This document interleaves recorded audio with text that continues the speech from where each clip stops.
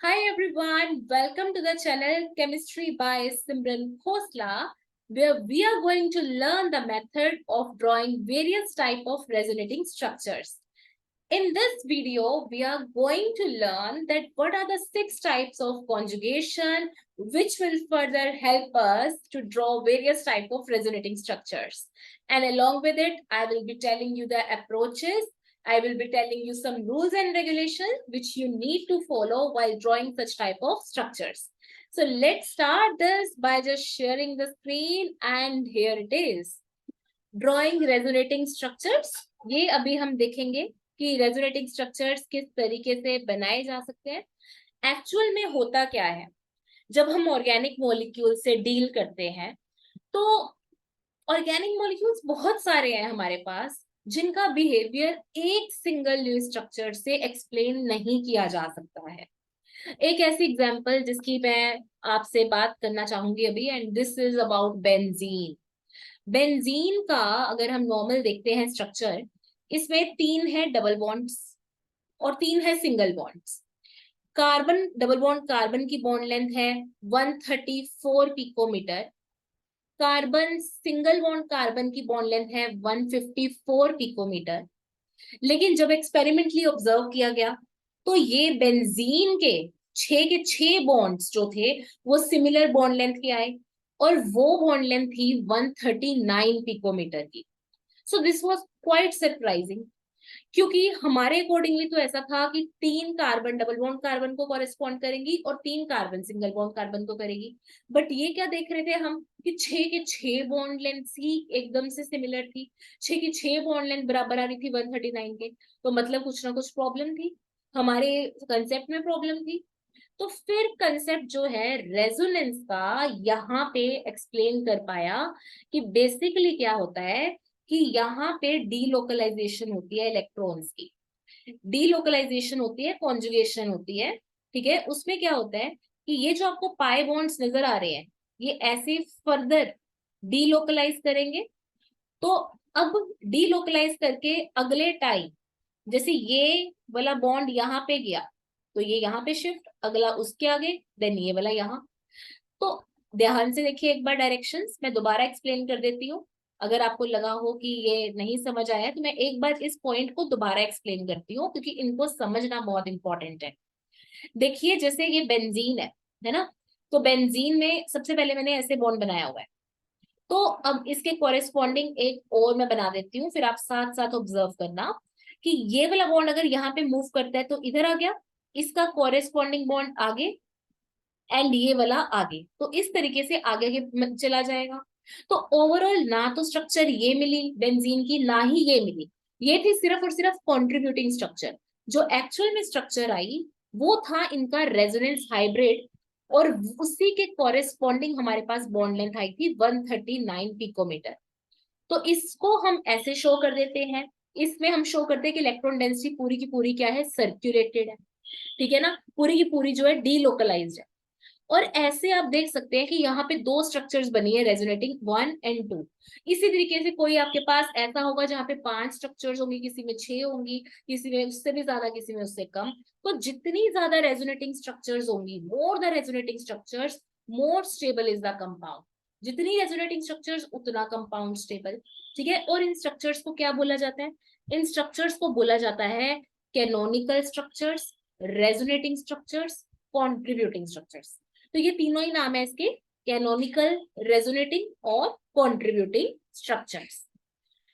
फिर यहाँ पे आपको ये देखना है, जैसे मैं ऊपर अभी बॉन्ड्स की मूवमेंट करवा रही थी, यहाँ पे मूवमेंट थी पाई इलेक्ट्रॉन्स की, पाई इलेक्ट्रॉन्स की मूवमेंट हो रही थी।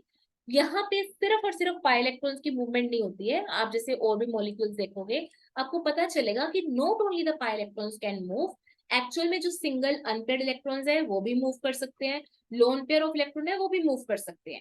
ठीक है, अब आप कहोगे मैम पाई बॉन्ड मूव करवा रहे हो, सिग्मा बॉन्ड क्यों नहीं करवाते? क्योंकि स्टूडेंट सिग्मा बॉन्ड स्ट्रॉन्गर होते हैं, और जो स्ट्रॉन्गर होते हैं वो मूव नहीं करते हैं। ठीक है, sigma bonds are stronger but pi bonds are weak. तो इलेक्ट्रॉन्स जो है जो मूव कर सकते हैं वो कौन से हैं? Pi electrons, single unpaired electrons, या फिर लोन पेयर ऑफ इलेक्ट्रॉन्स। और मूवमेंट के लिए आप एक चीज नोट करेंगे कि इनमें जो कॉन्जुगेशन होती है, कॉन्जुगेशन कैसे होती है कि जैसे मान लीजिए आपके पास ABCDEF है ना, A to C कॉन्जुगेशन हो सकती है, जैसे फिर B to D ऑल्टरनेट पे होती है चीजें, जैसे D to F, इस तरीके से, ठीक है। ऑल्टरनेट पे चीजें होना, जैसे A C के बीच में B है, B का गैप है, ठीक है। फिर C में D का गैप है, या B D में C का गैप है, C में D का गैप है, CE में D का गैप है, DF में E का गैप है। तो ये आपके पास क्या है, कॉन्जुगेटिंग स्ट्रक्चर्स है। कॉन्जुगेटिंग स्ट्रक्चर नहीं, बेसिकली ये कॉन्जुगेशन शो कर रहा है। जैसे आपके पास 6 टाइप ऑफ कॉन्जुगेटिंग स्ट्रक्चर्स होती हैं। ये है आपके पास पाई पाई, 1 2, यहाँ पे आपको देखोगे कॉन्जुगेशन हो सकती है। पाई टू पॉजिटिव चार्ज कॉन्जुगेशन हो सकती है। पाई टू लोन पेयर, ऑक्सीजन के ऊपर लोन पेयर होता है, यहाँ पे आपके पास कॉन्जुगेशन हो सकती है। देन आपके पास lone pair to positive charge, यहाँ पे कॉन्जुगेशन देखने को मिल सकती है। बॉन्ड है pi bond to free radical, ठीक है। Lone pair to D orbital, chlorine का डी ऑर्बिटल होता है ना। तो ये 6 टाइप्स है जहां पे आप देखते हैं कॉन्जुगेशन हो सकती है। इन 6 मैनर्स में आपके पास चीजें जो है वो कॉन्जुगेशन में हो सकती है। अब है 4 approaches for moving electrons, 4 approaches for moving electron. पहला है कि move pi electrons towards a positive charge और towards an another pi bond. Pi electron कहाँ मूव करो, टुवर्ड्स अ पॉजिटिव चार्ज या फिर टुवर्ड्स अनदर पाई बॉन्ड। जैसे कि यहाँ पे इसकी कॉन्ट्रीब्यूटिंग स्ट्रक्चर कैसे होगी कि अगर ये वाला बॉन्ड आगे मूव कर जाए तो क्या होगा आपके पास, CH2 डबल बॉन्ड CH, यहाँ पे CH, ठीक है। और क्योंकि यहाँ से बॉन्ड आगे मूव किया तो इसके ऊपर पॉजिटिव चार्ज, और यहाँ पे मूव किया तो यहाँ पे डबल बॉन्ड, तो ये स्ट्रक्चर आ गई, ठीक है। नेक्स्ट टाइम क्या होगा, नेक्स्ट टाइम ये है कि ये डबल बॉन्ड आगे मूव कर जाएगा, इसके ऊपर पॉजिटिव चार्ज आ जाएगा। तो क्या आ जाएगा, यहाँ पे आपके पास पॉजिटिव, यहाँ पे CH, यहाँ पे डबल बॉन्ड CH, यहाँ पे CH, और यहाँ पे डबल बॉन्ड CH2। तो ये आपके पास 3 कॉन्ट्रीब्यूटिंग स्ट्रक्चर्स हो जाएंगी, और इन सब का जो रेजोनेंस हाइब्रिड होगा वो आपके पास ये है कि यहाँ पे बॉन्ड डेंसिटी जो है वो इस तरीके से डीलोकलाइज्ड होगी। ये आप देख सकते हैं कि ये जो बॉन्ड डेंसिटी है ये डीलोकलाइज्ड होगी। तो एग्जैक्टली इसके ऊपर एक पॉजिटिव चार्ज ही है जो कि मूव कर रहा है। तो ये आपका हो गया first point. And then the second point ये है कि move lone pair towards a pi bond. Lone pair को पाई बॉन्ड की तरफ मूव कीजिए। जैसे कि सबसे पहले ये लोन पेयर यहाँ पे आया, तो ये लोन पेयर यहाँ पे आया, यहाँ पे आ गया डबल बॉन्ड, ठीक है। और ये वाला इलेक्ट्रॉन मूव कर जाएगा आगे, तो यहाँ आ गया नेगेटिव चार्ज, इधर आ गया पॉजिटिव चार्ज, क्योंकि आपको पता है ये लोन पेयर आपने मूव करवा दिया तो इधर आ गया पॉजिटिव चार्ज। एंड देन आ गया यहाँ पे डबल बॉन्ड। क्या किया, दोबारा एक बार स्ट्रक्चर समझिए। हमने बहुत सिंपल सी चीज की, ये लोन पेयर को आगे मूव करवाया और ये इलेक्ट्रॉन्स इधर आ गए। लोन पेयर को आगे मूव करवाया तो इसके ऊपर क्या आ गया, पॉजिटिव चार्ज, और यहाँ पे क्या आ गया, डबल बॉन्ड।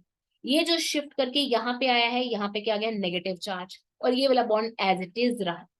देन अगले स्टेप में क्या होगा, ये नेगेटिव चार्ज इधर और ये यहाँ पे आ जाएगा, बाकी चीजें एज इट इज रखो, ठीक है। यहाँ पे आ गया, अब नेगेटिव चार्ज आगे और ये वाला आगे मूव कर जाएगा, तो क्या हो जाएगा, यहाँ पे डबल बॉन्ड, यहाँ पे नेगेटिव चार्ज और यहाँ पे डबल बॉन्ड, ठीक है। देन आगे देखिए, देख लीजिए, ये नेगेटिव चार्ज इधर, तो ये जो है फर्दर इधर कीजिए जरा इसको, एक minute, wait wait wait wait wait wait, let me rub this, yes. तो यहाँ पे आपके पास पॉजिटिव चार्ज आया, नाउ यू विल सी कि यहाँ पे डबल बॉन्ड आया, एंड इसके बाद आपके पास ये वाले इलेक्ट्रॉन्स इधर शिफ्ट कर जाएंगे। नेक्स्ट टाइम क्या होगा, ये बॉन्ड जैसे ही यहाँ पे मूव किया तो ये इलेक्ट्रॉन्स वापस ऑक्सीजन को मिल जाएंगे और आपके पास वही सेम स्ट्रक्चर वापस आ जाएंगे। तो ओवरऑल आपके पास कितनी अलग अलग स्ट्रक्चर्स हुई, आपके पास अलग स्ट्रक्चर हुई, आपके पास अलग स्ट्रक्चर हुई 5 स्ट्रक्चर्स हुई, 1 2 3 4 and then 5. There will be 5 structures. So 5 resonating structures will be there. Yeah. तो अब चलते हैं हम थर्ड पॉइंट की तरफ। This is move a single non-bonding electron towards a pi bond. Single non bonding electron को pi bond की तरफ मूव करना है. कैसे? इसकी होमोलिटिक क्लीवेज कराइए. होमोलिटिक क्लीवेज कराई तो this will be CH2 radical. और ये जो यहाँ पे रेडिकल बनेगा, ये वाला रेडिकल और ये वाला रेडिकल, ये दोनों आपस में क्या है, बॉन्ड बना लेंगे. तो ये आपने देखा, एक ये वाली स्ट्रक्चर पॉसिबल हुई और एक ये वाली स्ट्रक्चर पॉसिबल हुई. ठीक है. तो अब क्या पता चल रहा है कि ना तो ये एग्जैक्ट स्ट्रक्चर है ना ही ये एग्जैक्ट स्ट्रक्चर है. एग्जैक्ट स्ट्रक्चर है हमारे पास ये रेजोनेंस हाइब्रिड, जिसमें मैं यहाँ पे डैश शो कर रही हूँ. और बेसिकली क्या है, रेडिकल है. एक रेडिकल है जो मूव कर रहा है, कभी यहाँ कभी यहाँ. सेंटर वाले पे तो आएगा ही नहीं, कभी एक्सट्रीम पोजीशंस पे ही रह रहा है. तो ये आपके पास एलाइल रेडिकल की क्या है, resonance stabilisation. Now you can just take 2 minutes and then can try to make the resonating structures for this benzylic radical. Benzylic radical की आप स्ट्रक्चर्स बनाने की कोशिश कीजिए कि किस तरीके से बनेगी. यहाँ पे भी आपको वही करना है, होमोलिटिक क्लीवेज करवानी है. जैसे कि अगर आप यहाँ पे इसकी क्लीवेज करवा देते हो, देन क्या होगा, ये बॉन्ड्स एज इट इज रहिए और यहाँ पे आपके पास CH2 आ गया. ठीक है जी. देन डबल बॉन्ड आ गया है, यहाँ पे आप बना दीजिए रेडिकल. देन इसका homolytic cleavage, what will happen over here, यहाँ पे आपके पास रेडिकल नीचे आ जाएगा. ये वाला रेडिकल और ये वाला रेडिकल आपस में बॉन्ड बना लेंगे इस तरीके से. This will be CH2. Then इसकी homolytic cleavage, you will be getting this. Then यहाँ पे बॉन्ड, यहाँ पे radical, this will be the structure. So ultimately what you will be seeing, आप ये देख पाओगे कि ये जो आपके पास एक रेडिकल है वो पूरा का पूरा घूम रहा होगा स्ट्रक्चर. ठीक है. पूरा का पूरा स्ट्रक्चर में घूम रहा है, अलग अलग पोजीशन पे, ऑर्थो और पैरा पोजीशंस पे आ रहा है. और मोर ओवर आपको दिख रहा है कि ये CH2 के ऊपर भी रेडिकल आया था.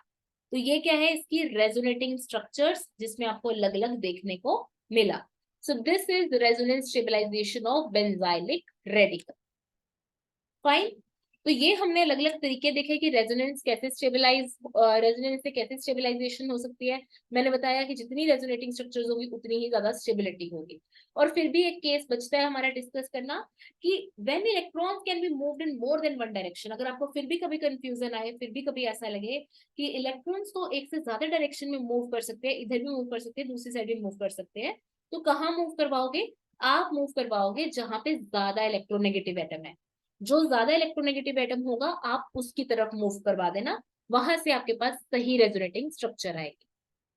सो इस तरीके से हमने क्या क्या देखा, हमने अलग अलग चीजें देखी. हमने 3 रूल्स देखे कि पाई इलेक्ट्रॉन्स को हमेशा पॉजिटिव चार्ज की तरफ मूव करवाना है. देन हमने देखा कि लोन पेयर को पाई बॉन्ड की तरफ मूव करवाना होता है. एंड थर्ड हमने देखा कि सिंगल नॉन बॉन्डिंग इलेक्ट्रॉन को पाई बॉन्ड की तरफ मूव करवाना है. और फिर भी in case of any dilemma, जब आपके पास 2 या 2 से ज्यादा एटम्स हैं, तो आपको इलेक्ट्रोनेगेटिव एलिमेंट की तरफ ही मूव करवाना है.